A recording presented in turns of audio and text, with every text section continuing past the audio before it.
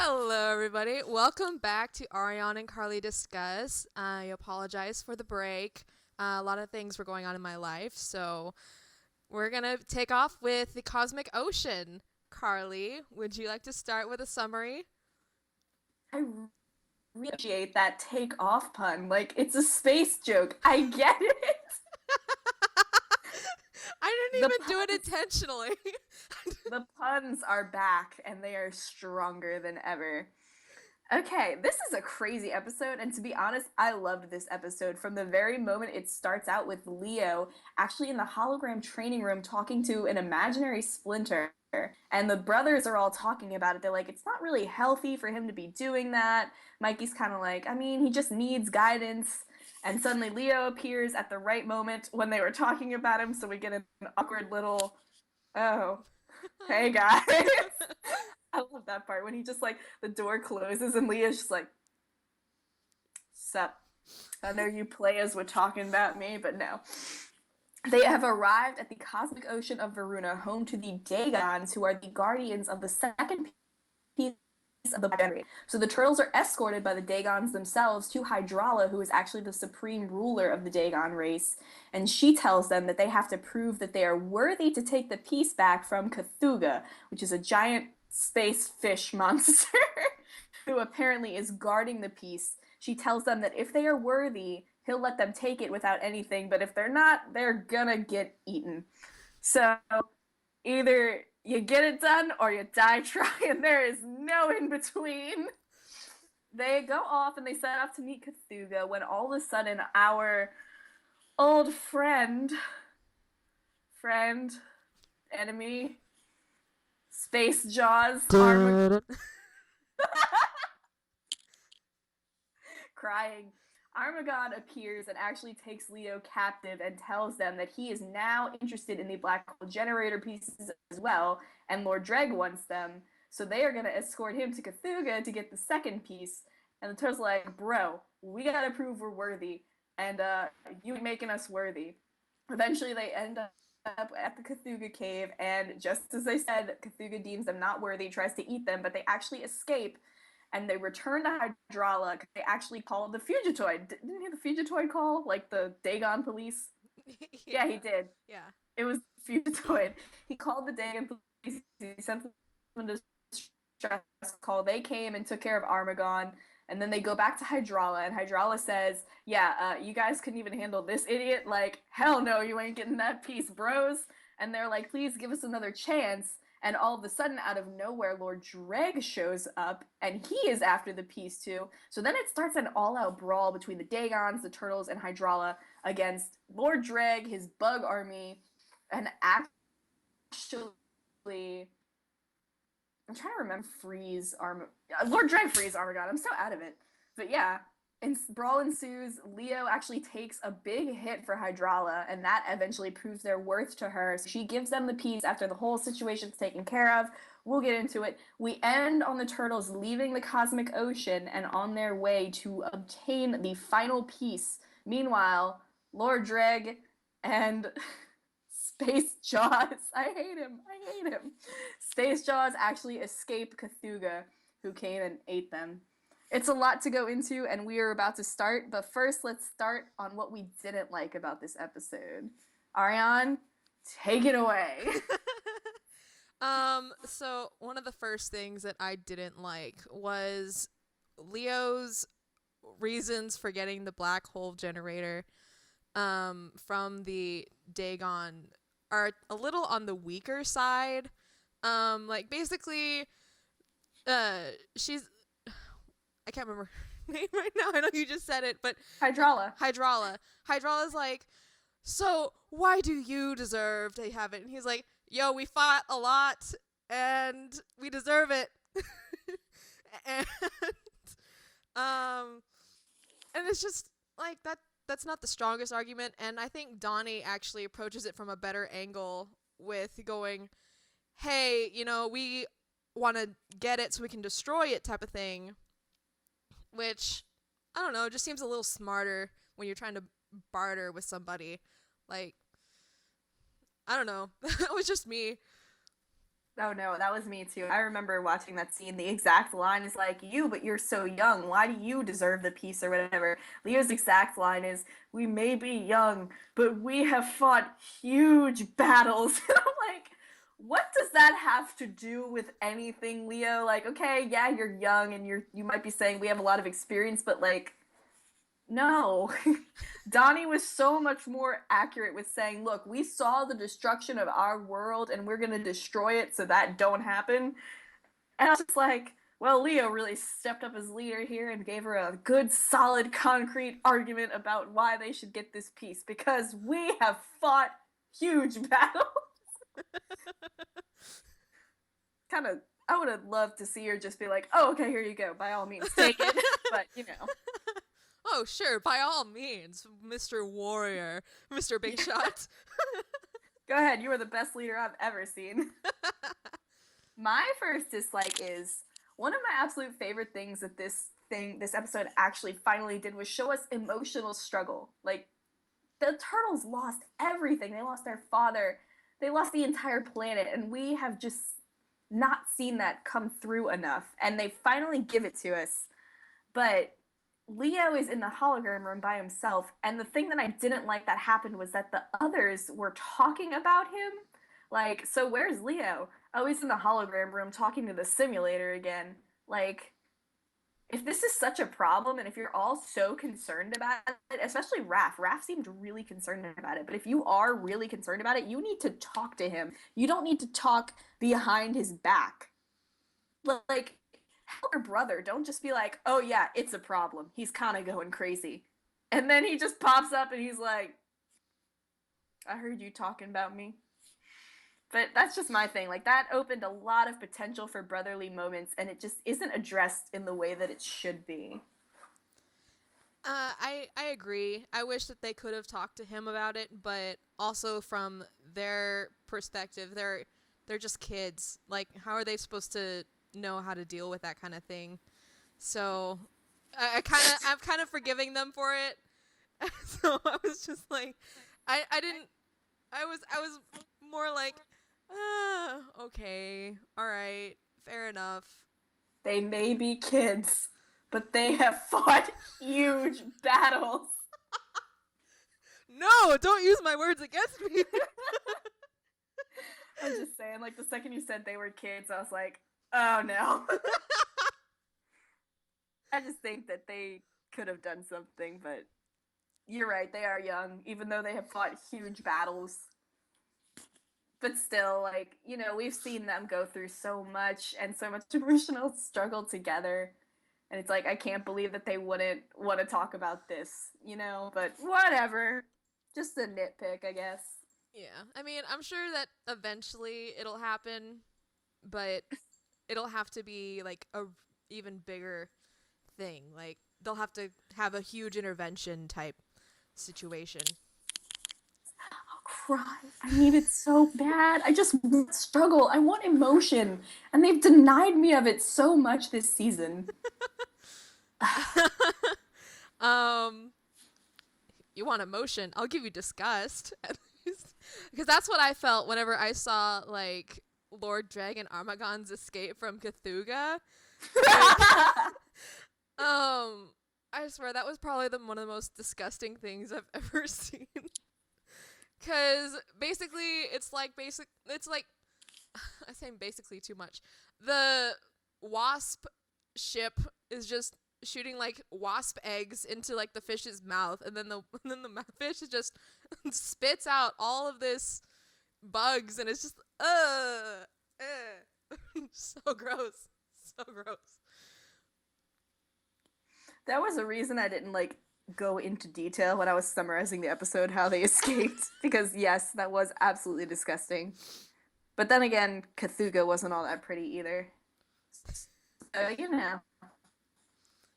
Don't insult it was the gross. fish. 2012 has been really pushing some... What? Don't insult the fish. Oh, It'll yeah. eat you. Oh my god. I don't know. Cthulhu just wasn't that pretty, and I'm kind of used... 2012 has been pushing a lot of boundaries lately in terms of, like, darkness and grossness, especially, so I'm kind of getting used to the sickness, but at the same time, Yeah, it was disturbing to watch. My second dislike was the scene Leo gets taken hostage by Armaggon. He is on the floor being stepped on. Who knows how much Armaggon weighs? Like, that guy has got to be heavy. He's a giant shark with a giant metal shark. It's okay, Carly. It's okay. Save it for later. I'm saving it. I'm saving it.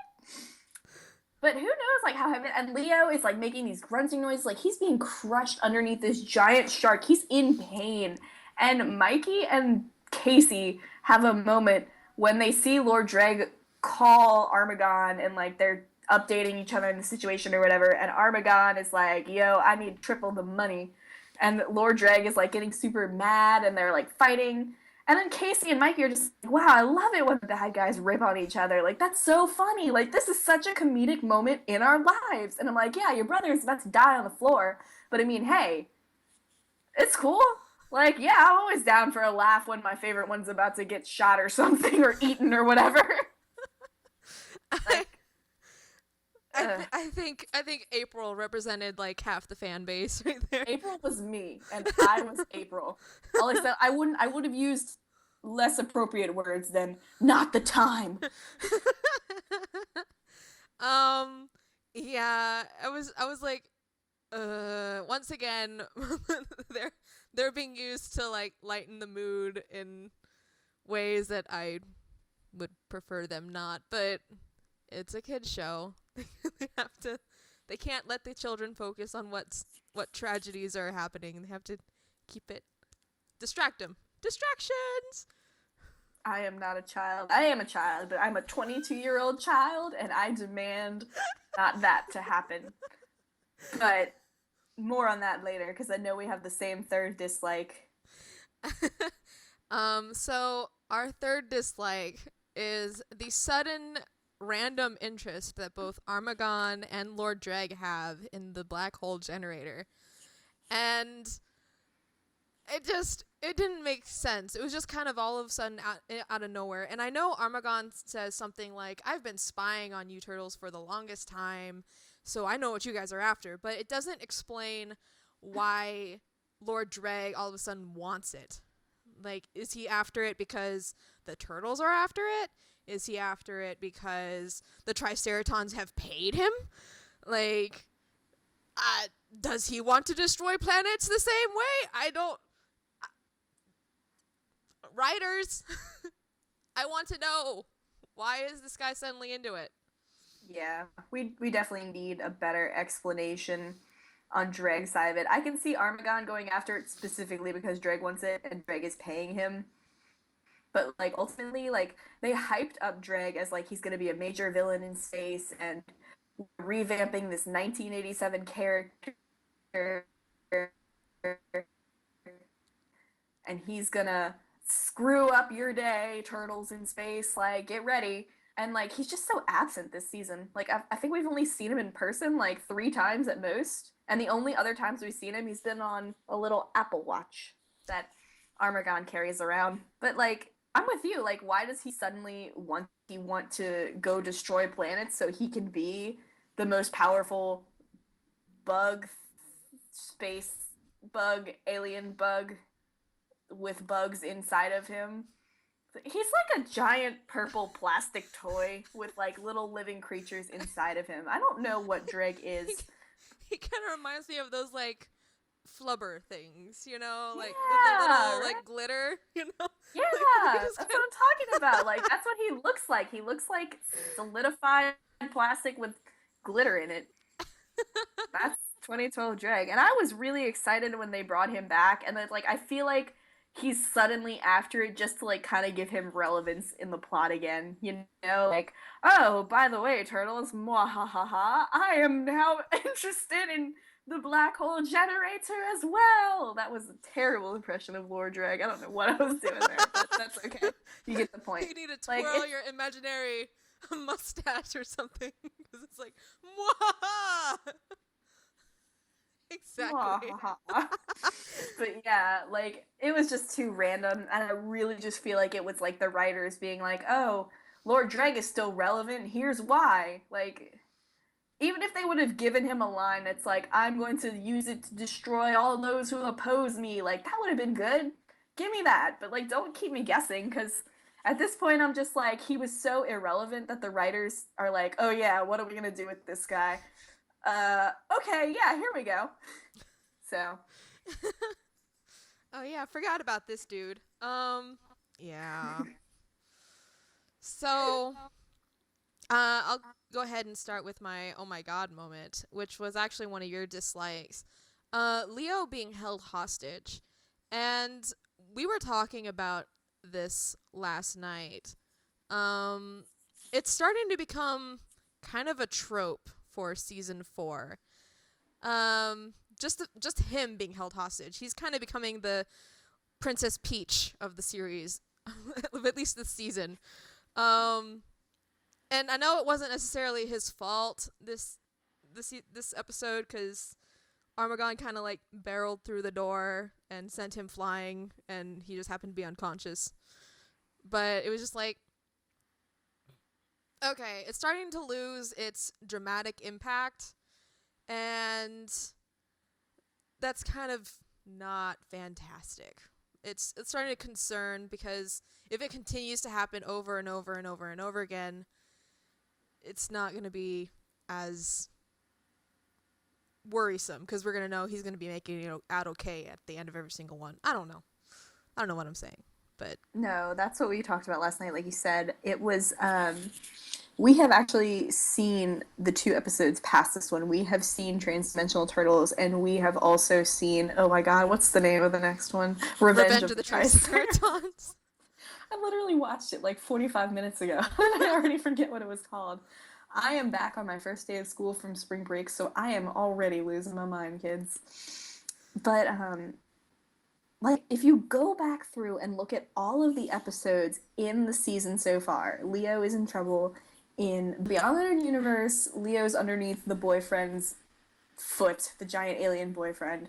And then in the first episode with Armaggon, the outlaw Armaggon, Leo gets like goes and tries to take him on like solo outside the ship, and he gets the literal beep beaten out of him. Like, and then he stays behind on the tunnel, and he's about to explode with the rest of the ship. In the Aeons episode, Raph almost murders him in a snap anger moment. In the Arena of Carnage, Zeno beats him down, and he's stepping on him, about to deliver the final blow. Cosmic Ocean, Armaggon takes him hostage. Like, it has been such a repetitive theme. It's like, here's a new episode, here's a moment where Leo's in danger. Like, it's almost as predictable at this point as Mikey making a pizza reference.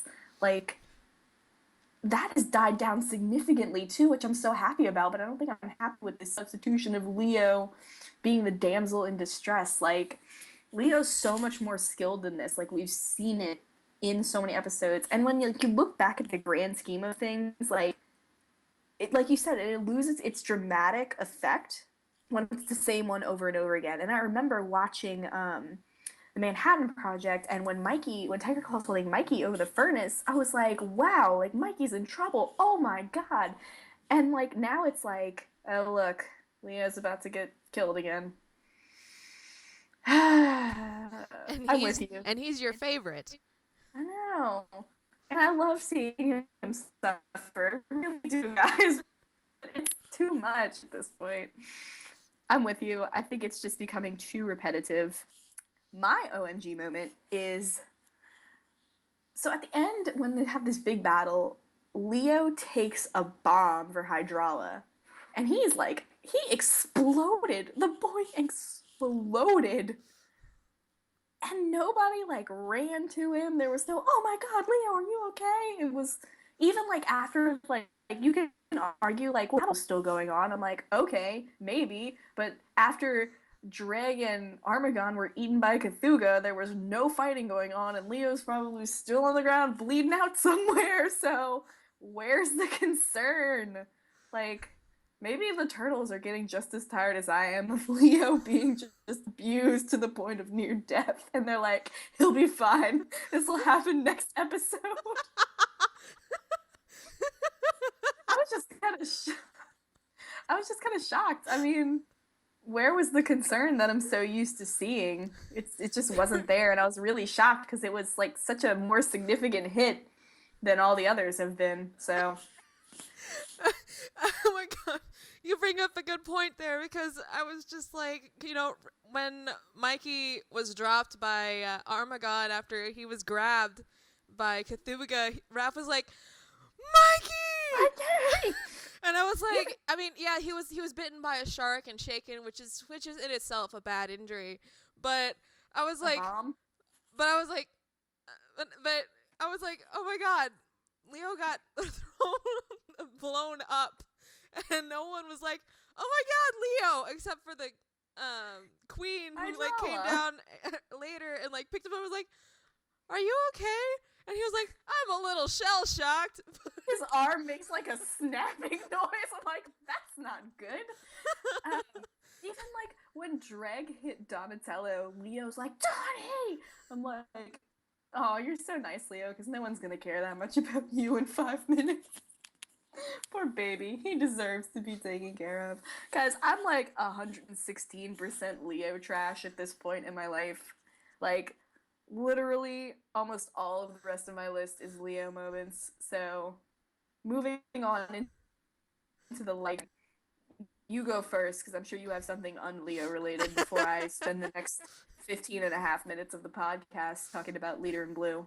My boy. Actually, the first one is Leo related. Um, um, my first like is actually Leo speaking with Splinter as a coping mechanism. Um, and I kind of talked to you a little bit about this last night, so I'm not gonna like it applies more to the episode after this, but um, what I part of what I like about this is like if you could talk to somebody who you've had to say goodbye to, what would you say to them? And that's what I think is kind of what's going on with Leo and Splinter in the hologram. Like he's trying to like say all these things that he wants to say, but there's too much, you know? Anyway, you go.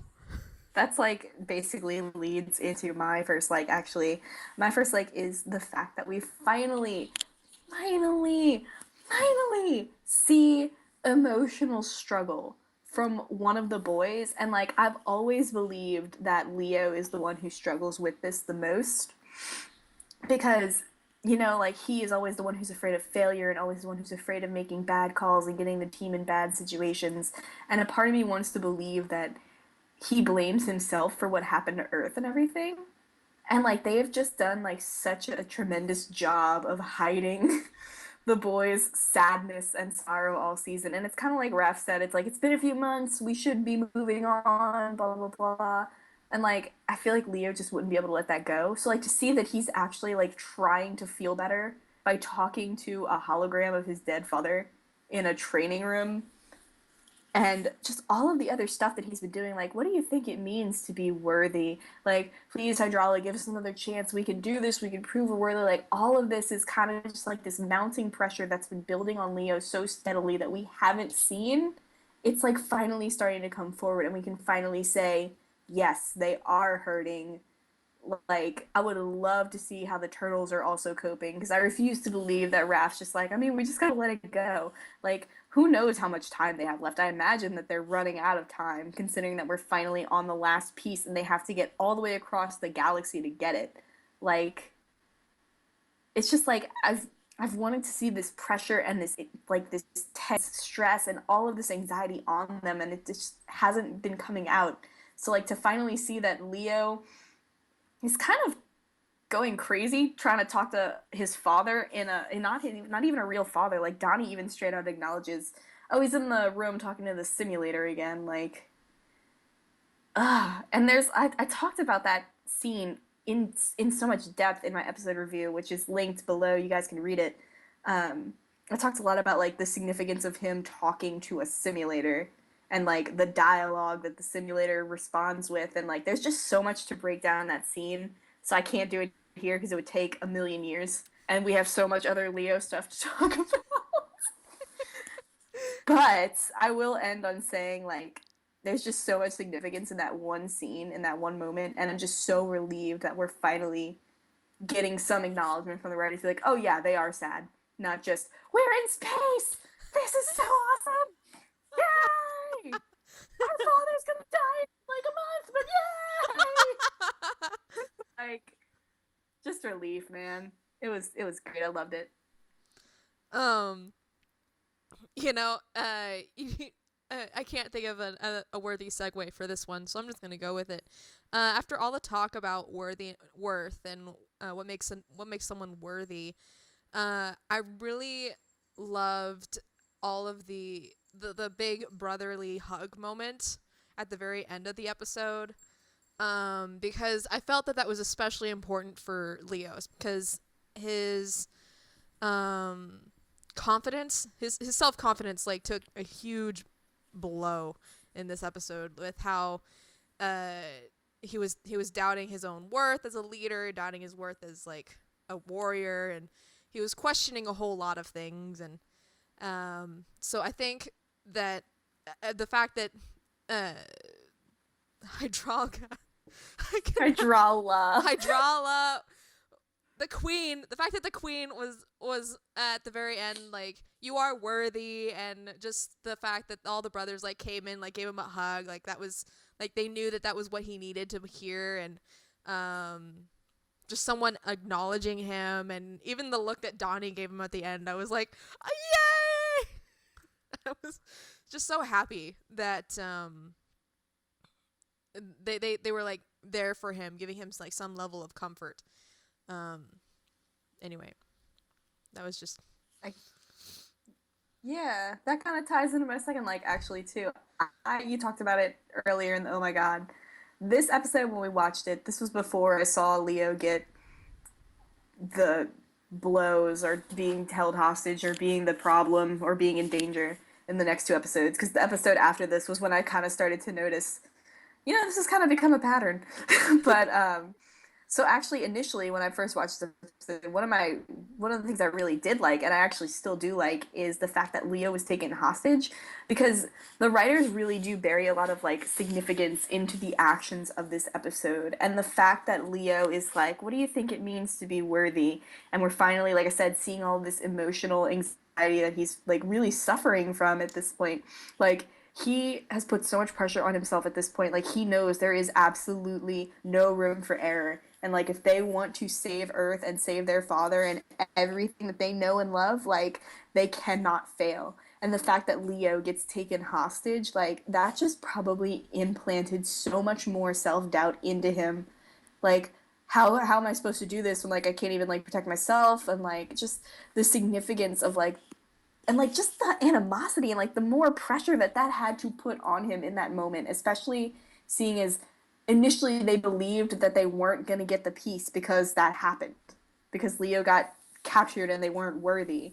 Like, I just love all of the anxiety and the animosity and just every negative emotion that this episode finally gives us. And I thrive in it. I thrive in emotional pain and character development, and I just love it because I'm a horrible, horrible person. But guys, I love this episode so much. It's my favorite season 4 episode so far. I love it.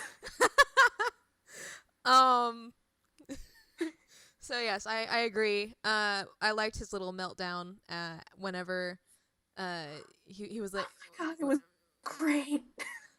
whenever he was pounding the desk, like, we're never gonna get that piece now. And Raph was like, yo, don't blame yourself, because usually he's the one with all the self-blame going on. So anyway, I love seeing them in pain. I'm so bad. So on a lighter note, another thing that I liked was Professor Honeycutt. Whenever they were going up to approaching the nebula, he was all like, "Well, we're here. Just FYI, we might lose power or die when we enter this thing. Let's go!" And they were all like, no, no, no, no, no, no.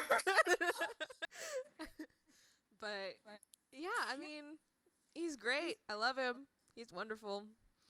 I don't really have much else to say except that I really liked that moment because he was just like, ah! That's definitely a good moment. It's funny. The Future Toad is so funny. But he does that a lot. If you kind of go back through, you can kind of point out he's always kind of just like, oh yeah, this is like supposed to be the most beautiful, not dangerous planet ever, so come on. And he's wrong. And it's like, he constantly risks their lives. And he's like, he's always got like some BS excuse like, almost is a wonderful phenomenon. And I'm just like, You're kind of a jerk, but I love you anyway. the Future Toad is crazy. Like, he's like, I am a pacifist, but I will casually murder people. My last, like, and I did a not Leo moment because I knew everyone would kill me because my favorite moment is about Leo, but my last like is the fact that when they were all talking about Leo, like it's not healthy for him to be in there. Mikey has one of the best moments I've seen him have and throughout the entirety of the series. He like literally just calmly says, guys, like Leo just needs Splinter more than ever. He's gonna be okay. Or something extremely similar to that line. But that's what Mikey says. And I was like, what a mature thing for Mikey to say. And like, I love Leo and Mikey's relationship. Like, they are my favorite bro TP of all time. Like in every series, they always have been. But in this incarnation, especially, like they are so strong together. Like Leo is so protective of his baby brother, and Mikey just looks up to Leo so much, and they just have this understanding. And to like see Mikey tell them in a way that he understands what Leo's going through in like that mature way, like he's okay, guys, he's just really lost right now, he's gonna get through it, like I believe in him and you guys should too. And I was gonna cry. I just love seeing them hurt. I don't even understand why I'm like this, but it's okay. I was just really happy that it wasn't like interrupted with like pizza or something. I was just like, thank goodness. Mikey's grown up so much in this season. Like, I'm so relieved to see how much progress Mikey has made, even though he has that one moment when she's like, Cthulhu's gonna swallow you whole. Hydrala's like, Cthulhu's gonna swallow you whole if you're not worthy. And he's just like, as long as we're just not chomped up to bits, it'll be okay. I was like, you're my turtle. If I wasn't Leo trash, I'd definitely be Mikey trash. Yeah, that's pure optimism right there. Like, as long as we aren't chewed up to bits, we can still escape. I just love Mikey. Like, I can't believe, like, he's grown so much, like I said, and, like, he always has those little, like, it is his optimism that keeps them together. Like, his optimism that Leo's gonna be okay and everything, and, like, his optimism that if they get swallowed whole, they could probably survive somehow. Like, he's just, they need Mikey, and, like, to see him, like, grow up so much, is my heart, my babies. Favorite moment? Go.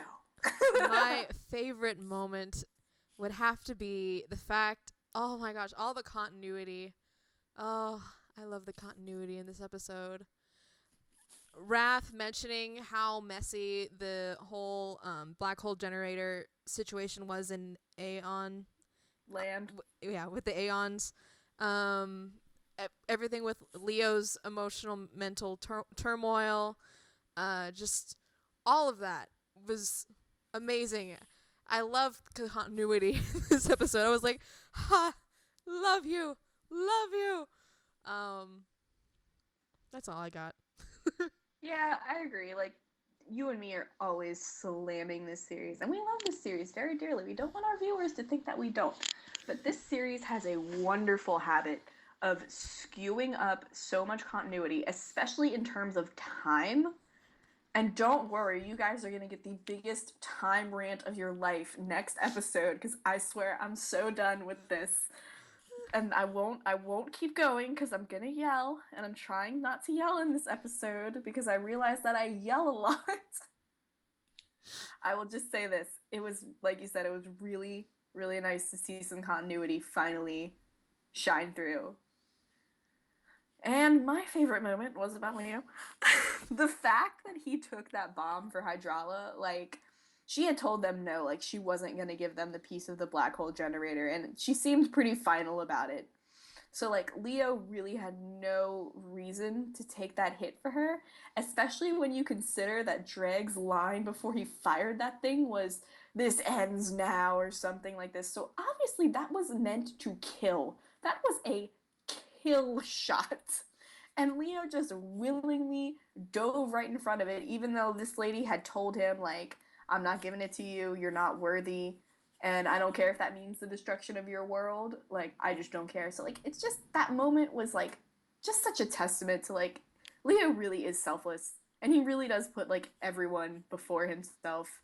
Like, it made me think back to the first episode with Armaggon, when he was running to escape the ship and it was like exploding and he thought that Armaggon got exploded, and like his first thought was to scream out like, "Armaggon, like, are you okay? Like, did you just die even though we're enemies right now?" Like, I just love moments like that where they really just do show how genuine Leonardo is, because he's my favorite.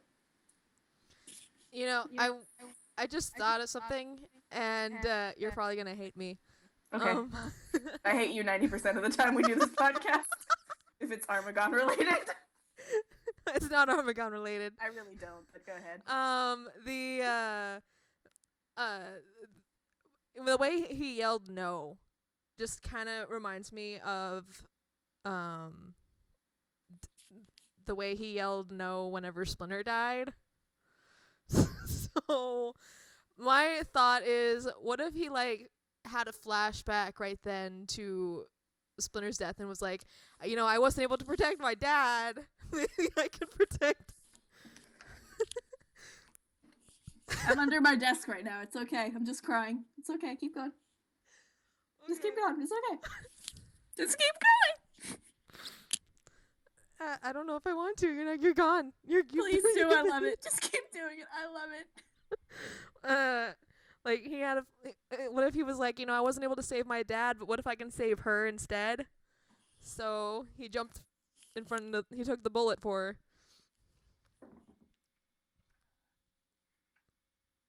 So sad. New headcanon. Headcanon accepted. Now I have to get back up. Hello. Oh my god, that's awesome. I didn't even think about that. Like, oh my god, so many feels. I love this episode. This is seriously my favorite season 4 episode so far. I love this. Okay, let's keep going. We have questions to answer. Okay, so question number 1 from Snowmenarereal.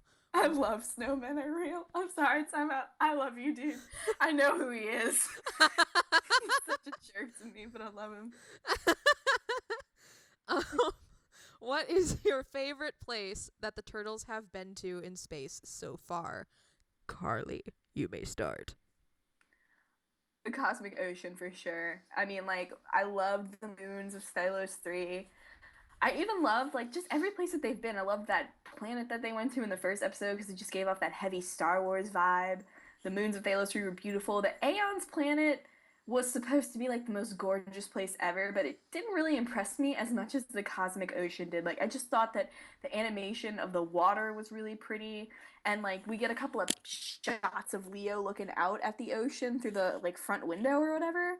And it's gorgeous. It's beautifully animated. The settings, like the places where the Dagons live, their buildings and establishments, and like how they have places with water and then how they have places with oxygen. And like even the like meteor field where they were running away from Cthulhu, and like you can see like a green streak of like another galaxy or something in the background. Like everything about the cosmic ocean of Varuna was absolutely incredibly well designed and executed, and I thought it was the best place that they have been to so far in this season. Like, they're gonna go other places, obviously, and maybe that they can top it, but for right now, it's definitely the cosmic ocean.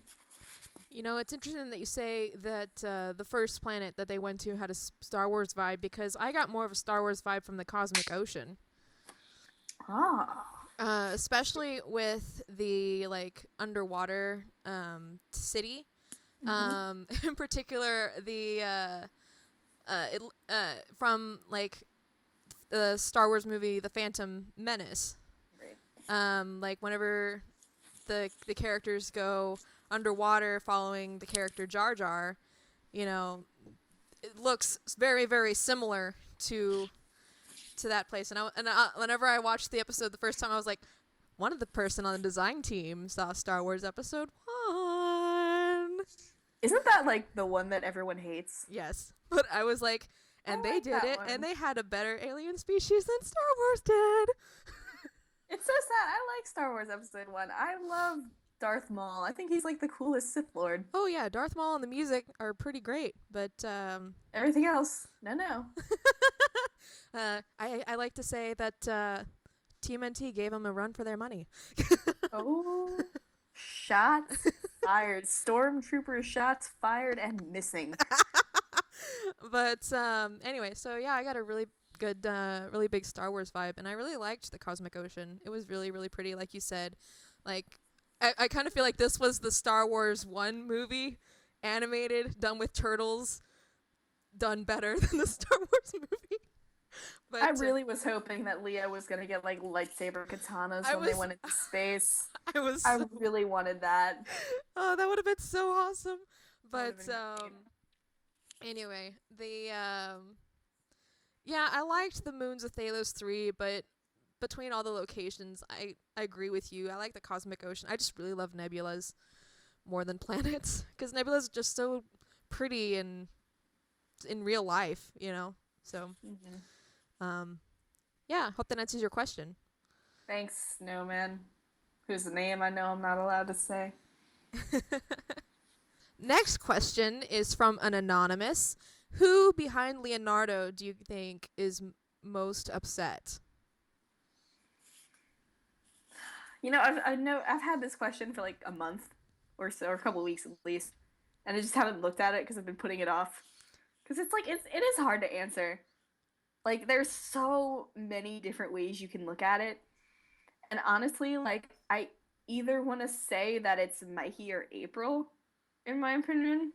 April, just because, you know, she's so used to losing everything at this point. Like, what is this? The 4th time that poor girl's gone through hell and back. Like, God bless her.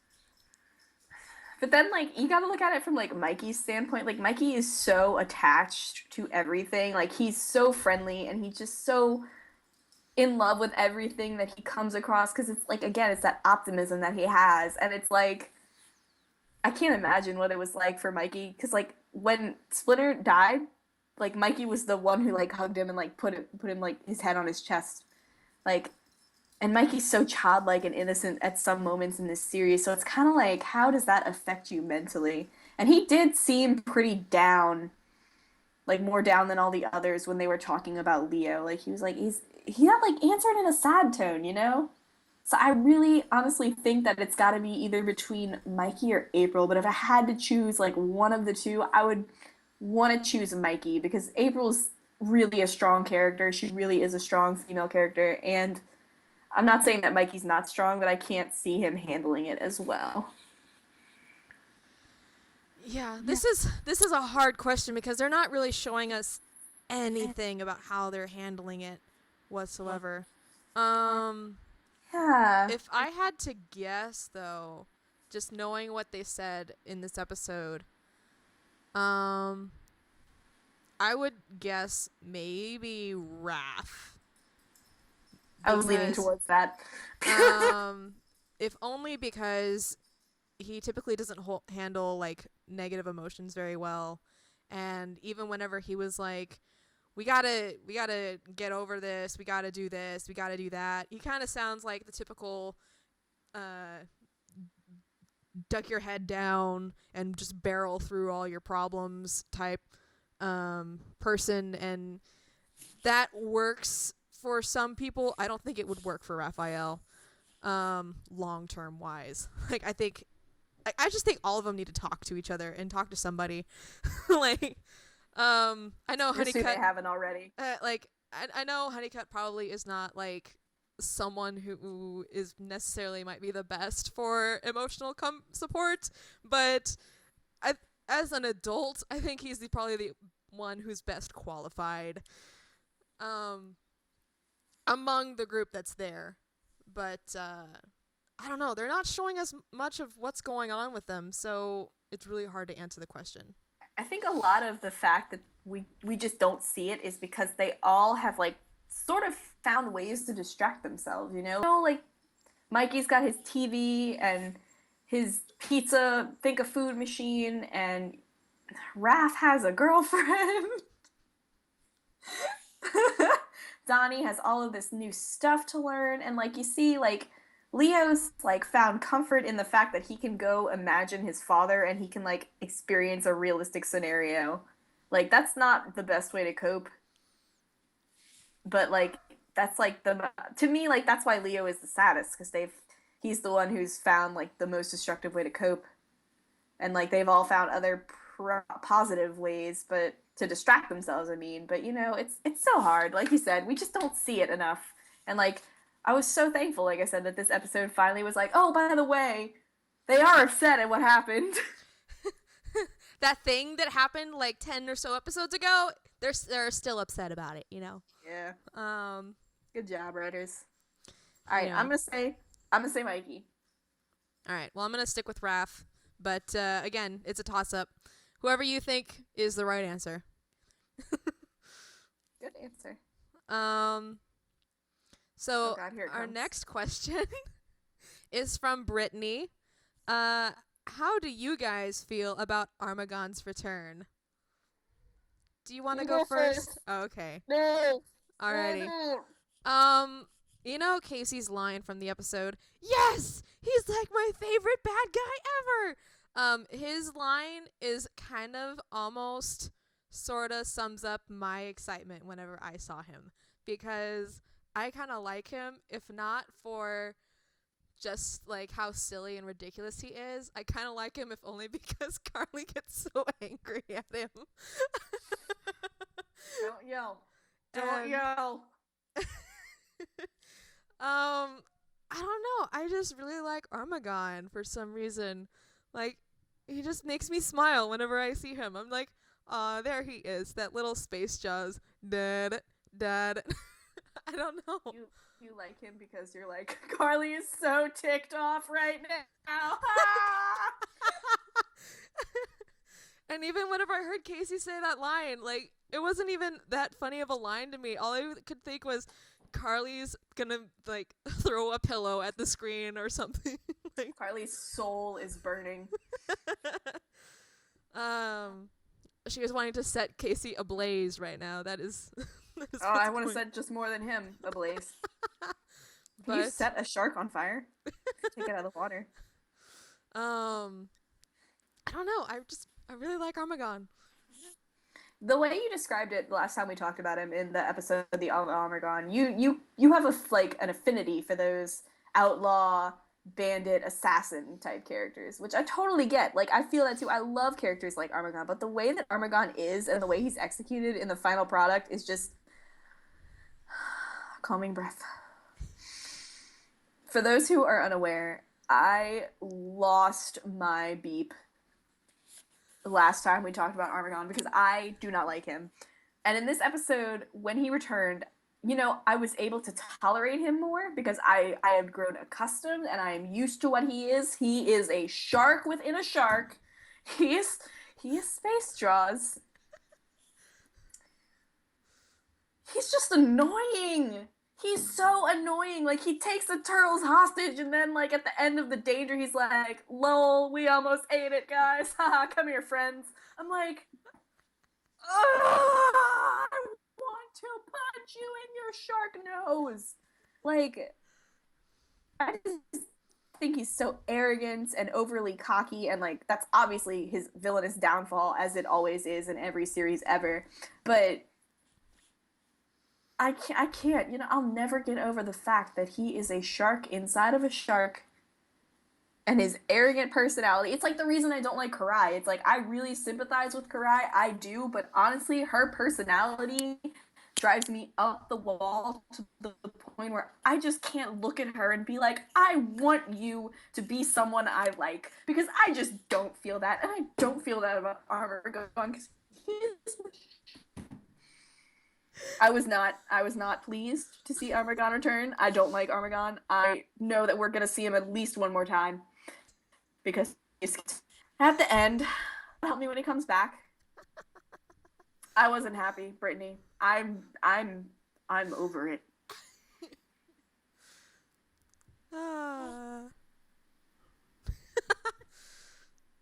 Do you feel better? No. I want candy and hugs. Oh my goodness. Thank you for your questions. I'm sorry it took so long to get it. Like we said, we had a lot of personal life issues going on. We're back. We're going to try to get more regular schedule back up again. Yeah, and honestly, I liked this episode. Like I said, it was my favorite episode of this season so far, just because, mainly, honestly, just because we really do finally get an inside look at the suffering of the characters, and we get to go to this awesome new place. There's a really good balance of like action and seriousness. There's very little comedy in this episode. There's an Archie comic reference in there that was pretty funny. But ultimately, they outweighed the comedy with the serious in this one, and I like those episodes generally more. I seriously have to give this episode like a 9 out of 10. Like, I loved it. And if it wasn't for Armaggon, it totally would have gotten a 10 out of 10. He took a bite out of that 10. Not supposed to yell! The louder the groan, the better the pun. Anyway, yeah, I liked this episode. Probably not as much as Karley did. I would have to give it an 8 out of 10. There's an episode that comes later that I think would, I think is more my favorite, but, it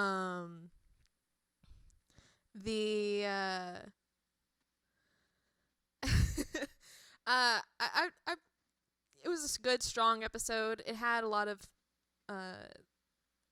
action, a lot of really, really pretty backgrounds, and the emotion was there. I would have liked more, but I always want more, so that's pretty good. I am Karley.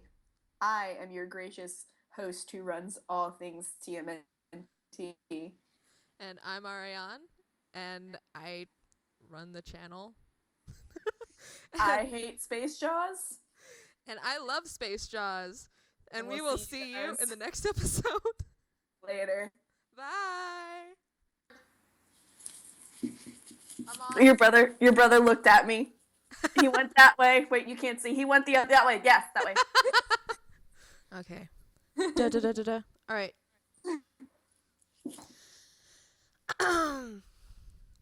Hello, everybody. Welcome back to Ariane and Karley Discuss. Sorry for the long break, everyone. I had a lot of things going on in my personal life, but hopefully we're past all that. Come on, universe. We just said no feedback. I need to share this with everyone. If you ever need to explain the summary of this episode to anyone, let me just tell you that I texted Ariane last night to try and get prepped. I was trying to figure out, because I never really know how to do these summaries too well, and I'm working on it. So last night I asked her for an opinion on this test summary. She told me it was the best one. She really thought I should use it, and I didn't think it was that good of an idea. So I'm going to give it to you guys. Right. Basically, the real summary of this episode is turtles go into ocean, meet fish. Fish tells them to go see bigger fish. Space Jaws appears and takes Leo hostage. Bigger fish is really angry and sends them back to regular fish. Regular fish gets attacked by Bugman. Leo explodes. Space Jaws and Bugman are eaten by bigger, angrier fish. Turtles get black hole generator piece from regular fish. Ending. Space Jaws and Bugman escape. The end. That's a literal summary of this episode. Can I just say that I totally called it with Armaggon showing up in this episode? Like, pick up that phone, because I called it. Oh my god. You did. I don't remember. I think it was the episode before this. Yeah, it was, because we were like, oh, the cosmic ocean's coming. I don't really know what's going to happen. And you're like, well, it's an ocean. It's a shark. And I think I freaked out, too. You did. You were like, don't even mention that name.